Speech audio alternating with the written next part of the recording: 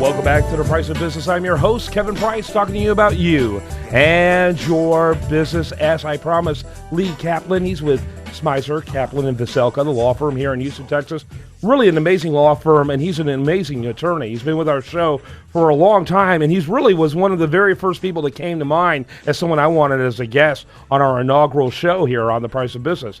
You've been a contributor on the show now for several years, and we love having you on, and you do an awesome job. And I thought, what a great person to come and pick his brain. Well, it's fun to be here. Well, you do a great job. Thank you. Tell us about your firm, and by the way, the website there is skv.com. Our law firm has 22 lawyers as of early January. We are a litigation firm. We just do litigation.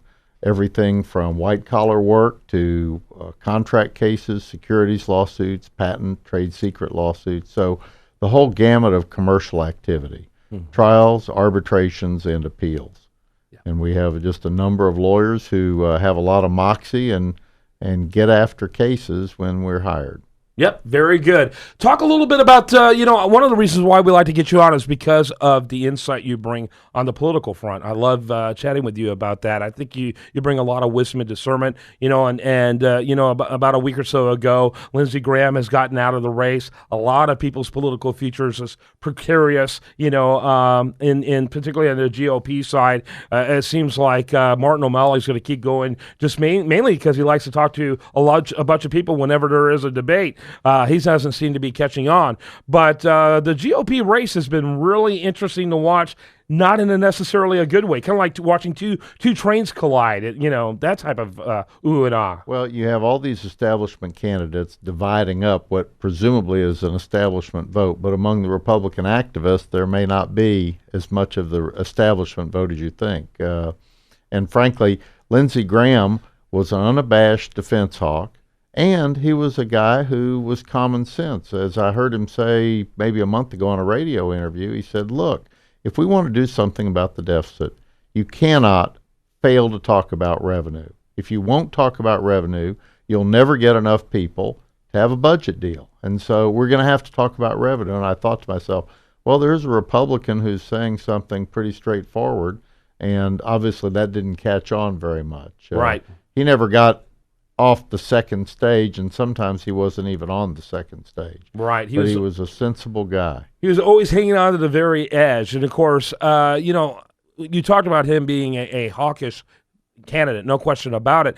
And he's like the exact opposite extreme, if you will, to a Rand Paul. And it seems like to me that the GOP base right now wants someone in between. I don't think they want someone who sees the U.S. as the world's police force, which is what I think Lindsey Graham kind of projected as. Well, part of the problem is there are people that I call interventionist isolationists. Mm-hmm. They don't want to have 100,000 troops somewhere, but they hope we can carpet bomb everybody into submission. And who knows whether that'll work. It worked in Bosnia and Serbia, but will it work somewhere else? So far, the returns are pretty mixed on our efforts. Now, I've heard that the effort to bomb ISIL over the last several months only picked up recently, that the military really had the gloves on and were hampered, but I don't know that to be true. I wonder whether or not everybody in the party has focused on the fact that you cannot simply have a bombing campaign and win a war. Mm-hmm. And some of them haven't faced up to that yet. Yeah, absolutely.